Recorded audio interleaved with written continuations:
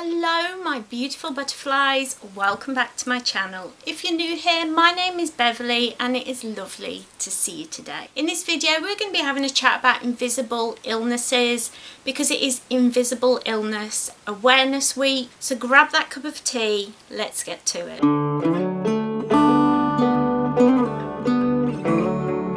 So I am somebody who has been sharing my journey with chronic illnesses for the past 20 years, something like that. I started off on LiveJournal, just blogging, then I made a website, then that website turned into a WordPress blog, which is still going, link is down below. So I've always kind of shared, and now here on my YouTube channel I share. I used to do a lot more chronic illness videos, so if you go back I do have a whole playlist. I'll leave a link to it down below and at the end, just for my chronic illness videos. But I've moved that generally onto my blog now because I wanted to concentrate on my hobbies here on YouTube, but I do still occasionally bring videos here, and that's really important to me. I think it's important to talk about these things and to be open about them. Having been struggling with chronic illnesses for so long, like I think I was 22 when I first started to get sick, and I have a whole blog post specifically about my personal illnesses and how they affect me, so I'll leave a link to that down below so you can easily find that to read through if you want to know my personal journey with chronic illnesses. And I don't think I've done a video of that, like my whole timeline. It's quite a story, so if you would like me to do a whole video of just my illnesses, how they affected me when I first got sick and all of that, like the whole journey, it's been quite a ride. If you'd like me to do that, just let me know by leaving me a comment down below. Today we're just talking generally about invisible illnesses because I think it's so important to raise awareness. It's so important to talk about these things. So many people are suffering and they suffer in silence. So all of those things are hopefully going to happen today in this video. But before we get to it, don't forget you can click the subscribe button to become part of the butterfly family. We would absolutely love to have you here. You are more than welcome. Don't forget to leave me a like and a comment, and don't forget I do have a Ko-fi, so if you enjoy my content and you want to give me a little bit of money, I hate asking for money, but if you would like to, that is gratefully appreciated. No money will be put back into running my blog and this YouTube channel. But let's get on with content, shall we? So the first thing on my little list here of things that I want to talk about is, what are invisible illnesses? And this is a good question because a lot of people might be like, what is an invisible illness? And it can be things like chronic migraines, it can be things like asthma. Chronic asthma's very hard for you to see. You can't see somebody's got asthma, but they have it. It might be digestive issues, chronic problems with their digestion, certain foods they can't eat, that sort of thing. It can be things like widespread pain. It's basically anything you cannot see with your eyeballs. Did I say migraines? Oh, my brain fog is bad today. Earlier today on Twitter, instead of saying autumn, I said August. That's where we are today. That's what's happening. Just bear with me. Things like a limb missing, that sort of thing, are not invisible because you can see it with your eyeballs. So some of these examples would be things like that. It can be things like fibromyalgia, multiple sclerosis, things that affect somebody's mobility or balance. Somebody might have chronic tinnitus, so they might have tinnitus, so they might have noises and whistling in their ears all the time, headaches, migraines, problems with, say, cyclical nausea and vomiting. They might have 100 million different things. These are just things that I'm getting off the top of my brain and pulling in. My illnesses are Ehlers-Danlos syndrome. I also have chronic depression. I have generalized anxiety disorder. I also have, I think, autism. But basically it's anything you can't see, and it's very, very hard to then say, excuse me, can I take that seat that you're in on a crowded bus? Because people can't see that you are struggling to stand up on a bus, or you're feeling dizzy or feeling sick, or It can be hard to ask for, you know, a seat at an all-standing concert or for considerations on things. It's very, very difficult. And it's harder for us to get things like disability benefits, because when they see us walk in, we look healthy to any normal eyeball. I mean, if you're looking at me now, you probably think she looks perfectly fine. She's a bit pale and pasty, looks a bit like a vampire, but she just needs to get a tan on. There's nothing wrong with this girl, and in actual fact there is. I have many illnesses. I have, like, how many have I got? 8 or 9 chronic illnesses, and they all tag team one another to have fun with me. Now, you have to remember that some of these invisible illnesses can become visible. By that I mean, when I hold up this that I have to use to get around, even around my house, when I go out for small journeys and things like that, I use a walking stick. I then use a walker for if there's a little bit of walking, but not too much, so I can sit down when needed. This is quite often used when I'm going to the shop or going thrifting. I can sit down to have a look through the clothes. Brilliant. And I also use a wheelchair sometimes. There's some days when I can't walk at all and I have to use the wheelchair if I have to go out. And there are other times where it's just because there'll be more walking than I can possibly do, physically do. And if I did too much, then it would make me really sick. There are many reasons why people use mobility devices. There are many reasons why somebody might need a leg brace or might need to have strapping on their joints or whatever.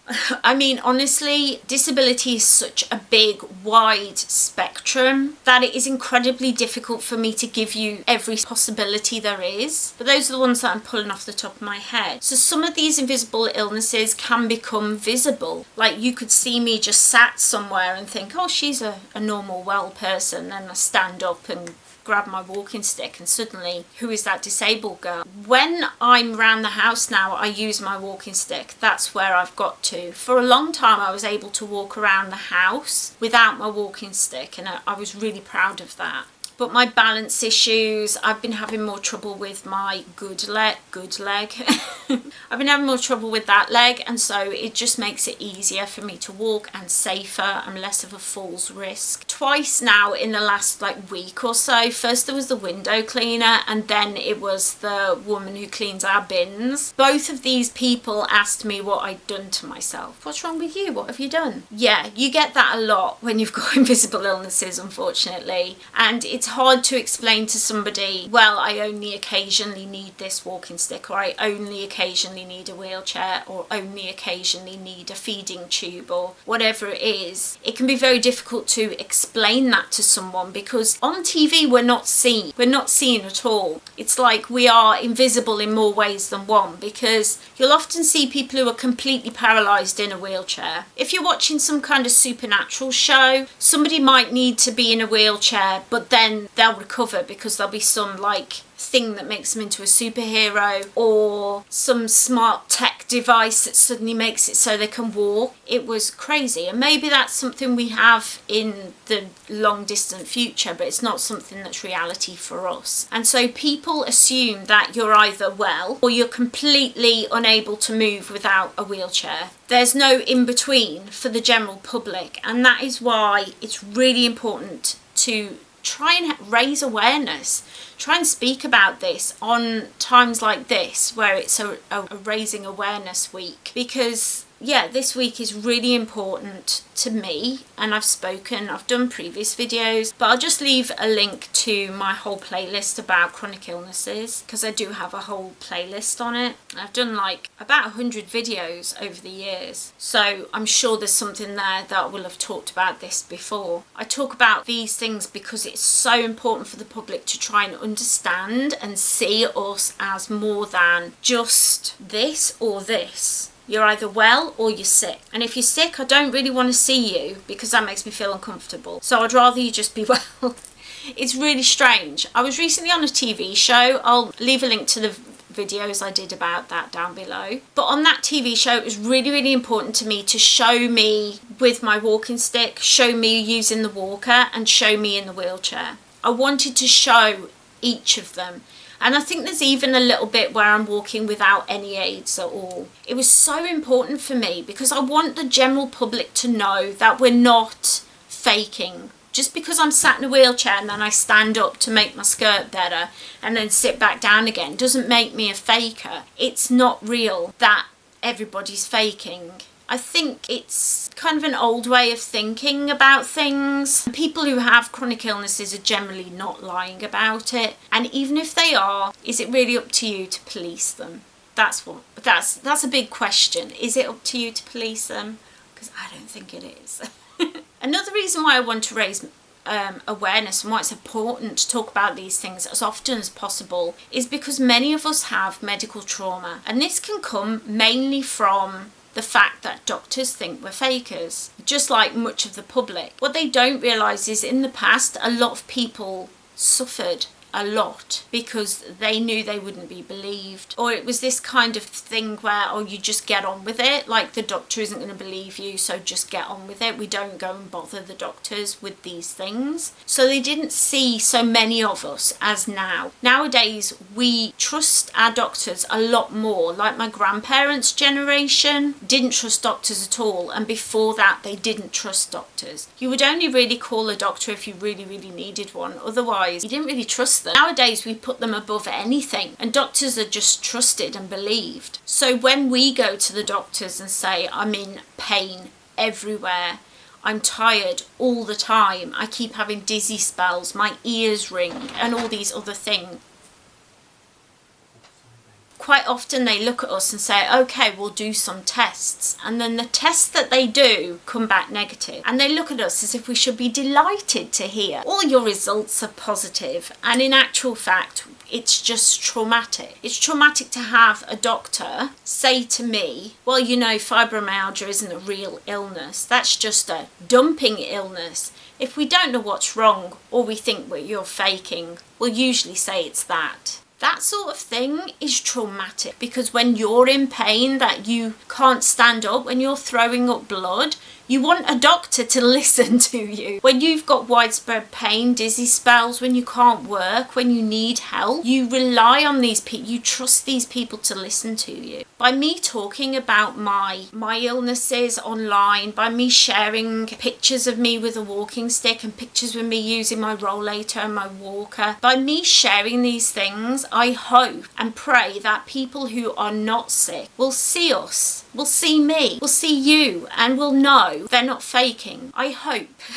that this week somebody will get seen, somebody will know that they are not faking, and somebody else will see them as not faking and will understand. Somebody will be offered a seat when they're clearly in pain. Somebody will see that person as a human being who is struggling and not a faker. You know, not all wheelchair users, in fact most wheelchair users can walk. They might not be able to walk far, but most of them can walk, or at least stand for a short time. So I'm hoping that by sharing my story and sharing here on YouTube, that we can start knocking down some of those walls, changing people's perceptions. And if you've got something out of this video, I hope you will share it. I hope you will pass it around people and just try and help raise more awareness, raise understanding for us, because we do need to be seen more, especially by doctors, especially by medical professionals, you know, ambulance drivers and porters and people who are care assistants and all that.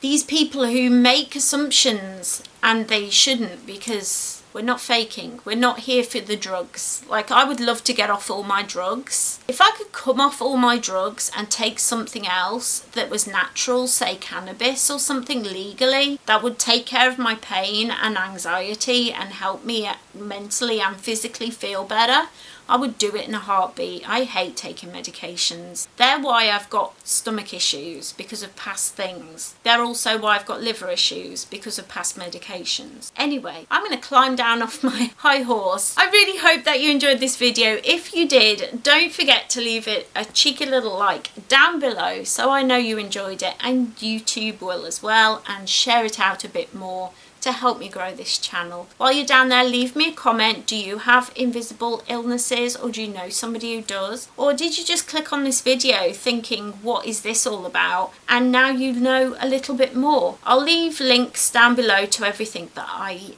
mentioned in this video, so don't forget to check the description. And last but certainly not least, if you like my content and you like my face, don't forget to head down below, click that subscribe button, ring that little bell so you always know when I upload. I'm usually here Mondays and Fridays. My health permitting, I always do my very best to be here with you every week, twice a week. I hope you have a lovely weekend, and I'll see you in the next video.